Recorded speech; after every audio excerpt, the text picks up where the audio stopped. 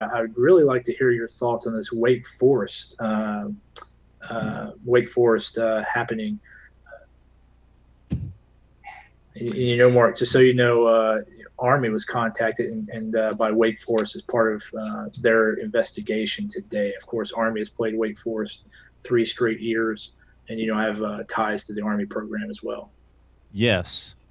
So my thoughts are pretty simple, and this is coming from someone who hasn't really read into the details. I've seen the headlines, I've seen the TV reports sitting at my desk during the day and tried to catch and gather as much as possible. But, I've got a lot of information in front of me that has yet to be read. So I'm going to take this from a Louisville perspective, which is completely inexcusable. So they were presented with information, confidential information, and they accepted it. And regardless of what the AD had to say concerning how insignificant in quantity that information was, or insignificant in regards to how much it was used, that just is just a violation that I'm hoping incurs some pretty severe discipline for that football program. Yeah, this story gets stranger and stranger. I'm hoping a similar occurrence didn't happen up at Army, especially coming off the big win against Navy.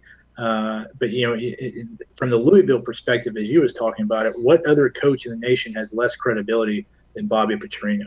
No one that I can think of, because basically he's been in now 4 separate situations that are some of the uglier situations we've seen out of any coach. And then if you look at the entirety of the program coming outside of the college football world with Rick Pitino and what he's been involved in and what's gone on, he's allowed to go on campus. And of course, he claims complete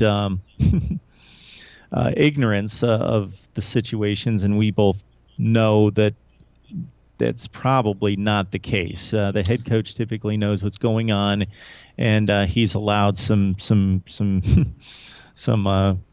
pretty severe activity to go on campus. So Louisville's gaining a reputation as a school that, because of the place that they're in that kind of middle tier, that they are going to go for the coach that can really produce on the field, get the big athletes, win games, and play with the big boys, but you may suffer on the back end every so often when some things are uncovered that are less than scrupulous.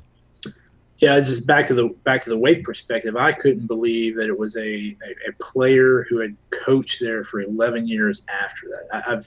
I don't know that I remember any more insidious homegrown attack on a program than what we're reading about at Wake Forest. I mean, coaches go from here or there. They graduate somewhere, they become a GA somewhere else. They coach somewhere for 4 or 5 years, and they move on. And coaches talk to each other.